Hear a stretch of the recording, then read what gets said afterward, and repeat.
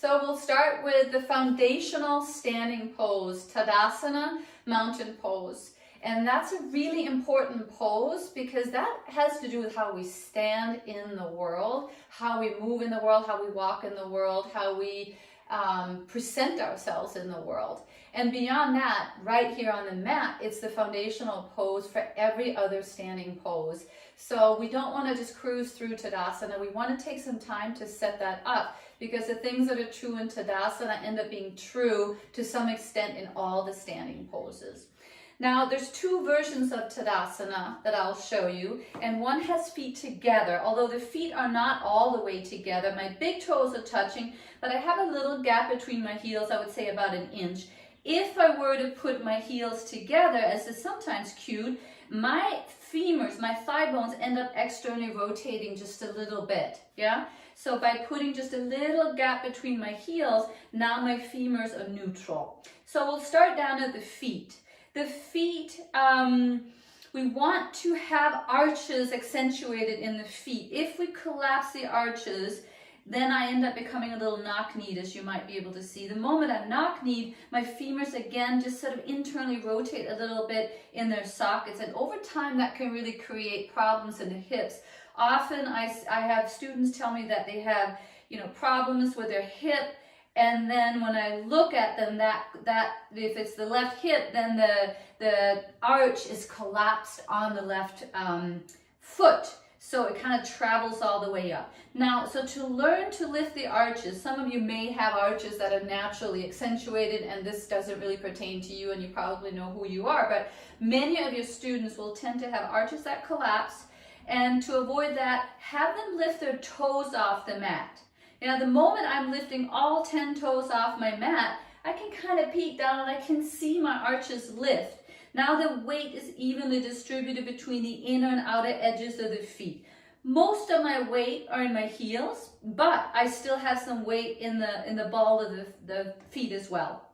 Now I'm going to spread my toes out as I set them down. I'm not grabbing the mat with my toes. I'm extending through my toes and then I'm pressing toes into the mat. Yeah, so just to reiterate, if I were now to let my arches collapse, everything collapses all the way from my hips and down. So again, I'm lifting my toes, setting them down, arches are lifted. Now travel up through the legs energetically, feel the shin bones, the calf muscles, and now we'll get to the knees.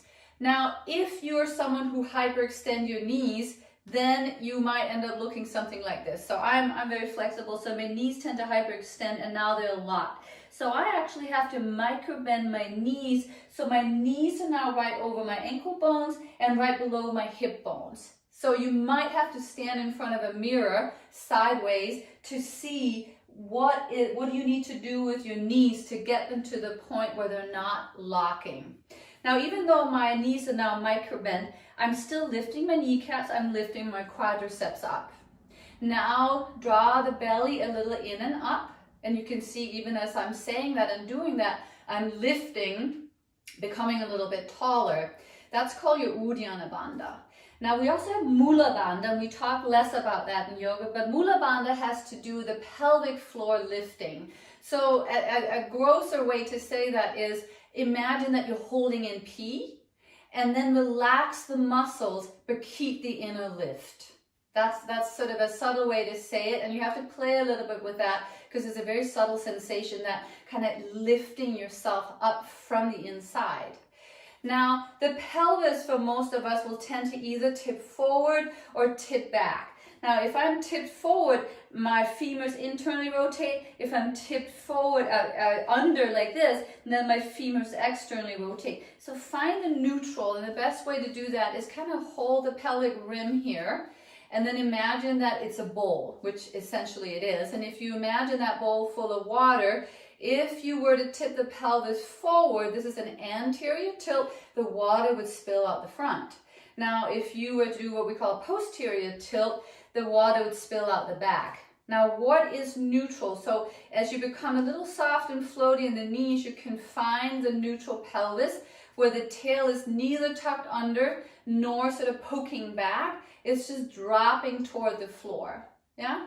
And now lift up through the front of the body. feel the shoulders open up. So by that I mean they externally rotate, and I'm feeling it in my shoulder blades. The shoulder blades draw a little together and down the back. As I'm doing that, I'm not tensing up the muscles between and around the shoulder blades. It's a very subtle drawing shoulders down and back. And look what happens to my arms. They externally rotate. So the palms do end up facing forward ever so slightly, depending on what's happening in the shoulder and shoulder blades.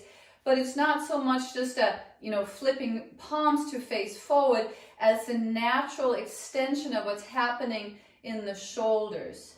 Now lift up through the back of the neck, tuck the chin just a little bit, not in a hard locked way, but to create some length up through the back of the head. And then feel the very top of the head, just like a little kid that's being measured at the doctor's, and they have that little stick that comes down and pushes on the top of the head, and you really want to be tall. It's that way, but it's not the chin that tips up, it's through the top of the head. So now you have an equal sense of pressing down through the feet, like the root of a plant, pressing into the earth, and the top of the head lifting up right through the ceiling to the light, like a dandelion that's making its way through the asphalt, breaking through and being pulled up by the light. And there you are. Yeah? So there's really a sense of expansion, of height, of space. Now the modification that I mentioned earlier is to stand hip distance with the feet, so your heels are right under the width of your hips. And that can feel a lot more stable, as you can imagine, because when you bring the feet together, you have kind of a tippier, smaller pedestal for your body. So if you're a beginner, or you're a larger person, or you're pregnant, then distributing the weight on a wider base is going to feel a lot more stable. Yeah? And even if you're not a beginner and you're not a larger person, it still might just feel more stable to be here. And that's a perfectly legitimate Tadasana. There you go.